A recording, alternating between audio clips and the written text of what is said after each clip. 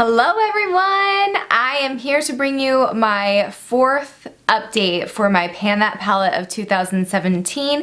So this is everything that I was able to accomplish in the month of April. We are now in May, and holy smokes, I can't even handle it. Like, I'm so used to it taking so long to hit pan on any of my shadows, and I think that bringing in a little bit of a smaller palette, I'm really seeing a lot of progress. So I might even be able to bring in a couple more shadows towards the end of the year to try to use up as well. But we'll put a hold on that real quick and I will share with you my 1 month one palette. Last month I had my Wet n Wild like Z palette that I had created. This was a lot of like my neutral mauve-y shades that I had put together, a lot of greens in there too.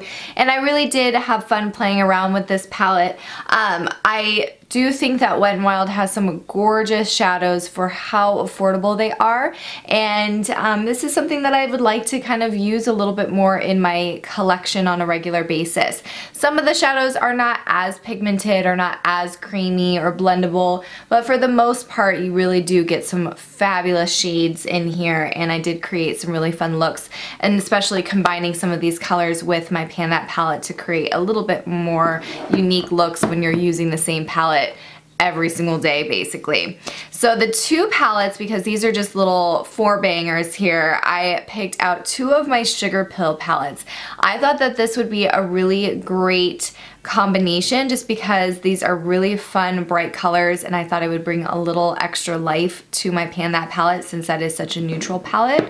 But the first one is the Sugar Pill. This is the Heartbreaker, and look at these colors. You get an insane lime green, a royal blue, gorgeous like aqua mint, and a fuchsia. So these will be so pretty to use with my Pan That palette. And then the other one is the Addicted to Pretty. This one you get like a extreme bright pink, beautiful like aqua sky blue, a stark white, and a gorgeous like emeraldy green. So both of these I think are going to be so fun to play with, and I'm going to be able to create some really cool looks with both of these with the neutrals that I have in my Pan That palette. And it will be a fun like pop of color underneath the lash line, a fun color on the lid, a fun color in the crease, just kind of popping some of these colors in there. I might use like a really, use both of those to create like a really gorgeous like rainbow look maybe one of these days. So really excited to play with those. I haven't played with them in a while. And then the Lorac Pan That palette that I'm using, this is the Mint palette. It is getting quite dirty already from all of the use. I have hit pan on 2 more shades. I'm so excited. So I had already used or had already hit pan on this gorgeous shimmery pale pink shade, and I have used quite a bit more. I will have close-up photos, but I've used quite a bit more than I had used month 2, I think, or 2 or 3. I had hit pan on this gorgeous shade right here, as well as the creamy neutral shade that I put all over my lid as like a nice base. So I've extended those quite a bit as well this last month. And I hit major pan on that neutral brown. I hadn't hit pan last time, and I was hoping that I would. And I hit pan and it just kept on going. So I think because I had such a large dip in it, that once the pan was hit, it just like totally diffused throughout it. So tons of pan on that shade, and then an itty bitty tiny bit of pan on this really deep purple, which I'm excited about because that shade is probably the least blendable out of all of them. So I'm happy that I can see that I've been using it consistently enough to be able to hit that tiny little pan in there.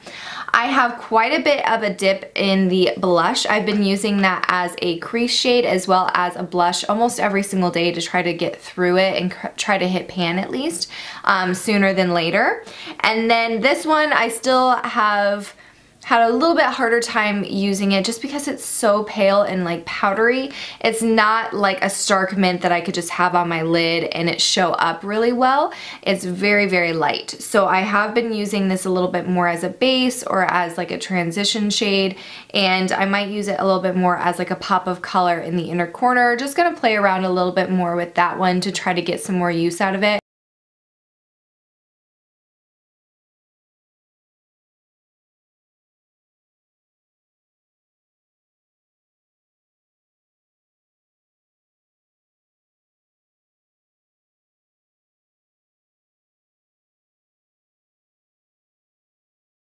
My goal for next month is to have hit pan on that. So I'm gonna really go hard with that shade for the month of May to really see if I can get some use out of it. But other than that, I'm super stoked by all the pan that is showing.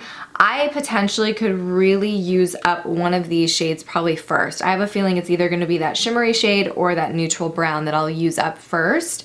And that could really happen here soon. So super pumped about that. I really have been loving this palette and I'm really happy that I used it and picked it out for this year because I think that I'm gonna be able to use the entire thing and that's gonna feel amazing. I hope you guys are all doing fabulous on all of your Pan That Palette challenges and project pans. I need to sit down and have like a full day of like binge watching YouTube because I definitely am missing watching the videos that I was watching on a regular basis. I feel like I have been having withdrawals from YouTube. So look out for me hustling over to your pages and watching all of them because I am definitely needing some YouTube Pan That Palette and Project Pan therapy in my life. I miss it. So I hope you guys are all doing fabulous and I will see you in one of my next videos. Bye.